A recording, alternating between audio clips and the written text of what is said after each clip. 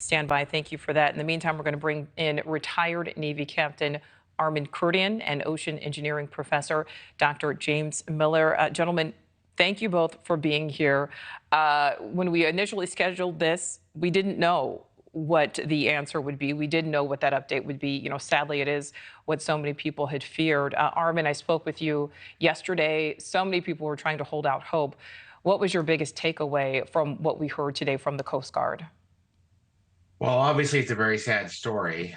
From a technical perspective, it looks like several of the pieces were discovered intact.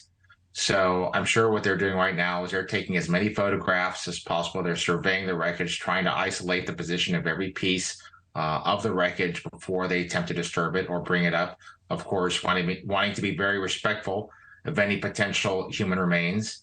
From an emotional standpoint, you know, it's a very sad story, but these men died doing something they loved, and they were not the first explorers to die in the betterment of humankind, and they probably won't be the last. Going all the way back to Ferdinand Magellan and three Soviet cosmonauts coming down in 1971. There's a lot of historical examples of explorers who just didn't quite make it back, yet their achievements, what they bring to science and learning endures for a very long time. And in order to honor these men, we have to know exactly what the root causes of this failure were, so that it will not be repeated again.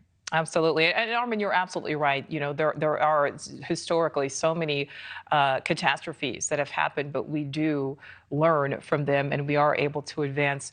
Dr. Miller, I'll throw it over to you because we heard there from Rear Admiral Logger that this now recovery is happening about 2 miles underwater. How does that complicate things? Oh, it's terribly, terribly difficult. It's cold, it's dark. Very high pressure. The high pressure that may have been the cause of the accident is pushing down on all your equipment. And so the Admiral talked about the 6,000 meter rated ROV. It's because you need to withstand those pressures to go that deep. So it's a very challenging environment, and sometimes the equipment we put down that doesn't survive. And so we learn from it. Just like your other guest said, if they can recover the debris and learn what happened, we could try to avoid it next time. Just like they do with aircraft accidents. These are much more rare, of course, but we like to keep this from happening again. So standards and things like that can be improved. Well, Dr. Miller, we heard from the Admiral there, Admiral Logger, that no catastrophic events were detected throughout the search, right? So that gives the impression then that this catastrophic event likely happened earlier rather than later. What do you take from this? Do you believe that this, and again, there's so much that we still have to learn, but do you believe this likely happened when contact with the Titan was lost less than 2 hours after they had left on the excursion? I think it's the most likely, until we learn more based upon what we've heard and what, from all the reports, that this probably happened when they lost contact.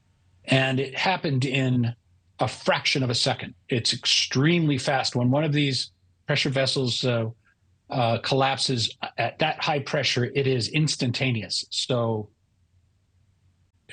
Thank you for watching. Go to newsnationnow.com to find NewsNation on your television provider. And don't forget to click the red subscribe button below to get more of NewsNation's fact-driven, unbiased coverage.